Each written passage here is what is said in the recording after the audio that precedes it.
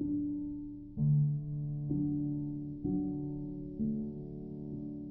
is the year of the dragon, and Roger Dean is a master of dragons. He's definitely a dragon friend. Look at this beautiful painting here. It's just superb. The dragon swooping through the air, and you can really see the influence that he's had on contemporary dragons, right? You can't miss the influence that Roger had on movies like Avatar and Game of Thrones, which transformed the character of the dragon from being St. George and the dragon of children from the 19th century in Kenneth Grahame into the modern dragon, which is violent and vicious and terrifying.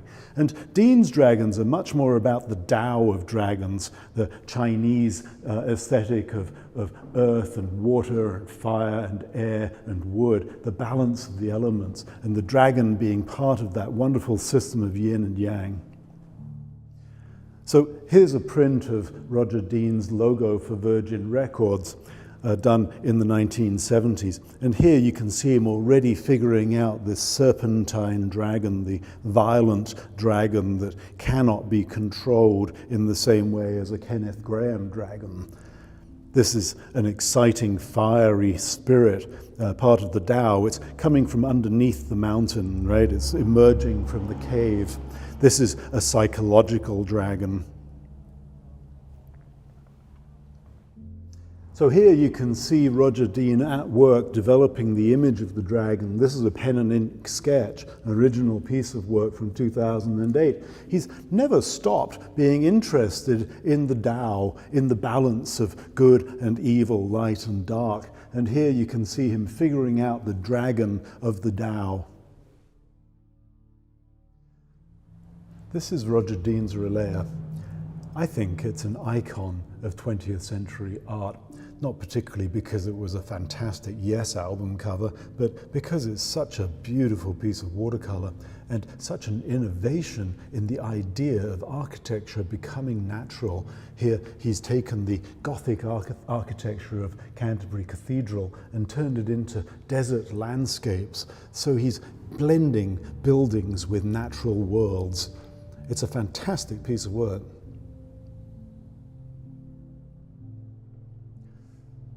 This is Roger Dean's Floating Islands, and I think it's an excellent example of how he takes the aesthetics of the Song dynasty and brings them into the modern age.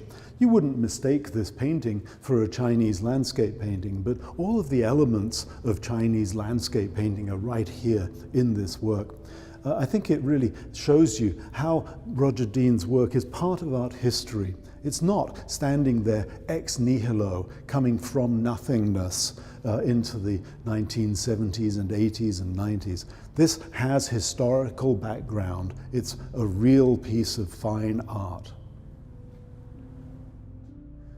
What an extraordinary painting this is. You really get a sense of the rough and the smooth and the lightness of the work here. Very delicate work going on here, all the way down in the sky, fading from this purple lilac up at the top into the turquoise and then into the yellows on the horizon. The rocks over here and the architectural morphology here, very, very strange and mysterious and flirting between architecture and stone, and the layering of stone formations, but definitely an alien civilization dwelling within these spaces. And I think that Roger really finds that balance between classical painting and science fiction in this painting. And that's legitimate. It's a real thing. This is the literature of our time. Again, this is an art historical moment in this painting. So this is Arrival in Clouds. It's the moment when the fractured world is broken up and pieces of it have traveled around the universe and have landed on other worlds to infect them with the ideas and culture of the previous world. It's abstract, it's unusual, and it's definitely eye-catching. Doesn't fit with our preconceived notions of what a painting should be about, and that makes it difficult to look at for some people. It makes it difficult to conceive. It makes people think it should be pushed aside and set aside from the narrative of real art.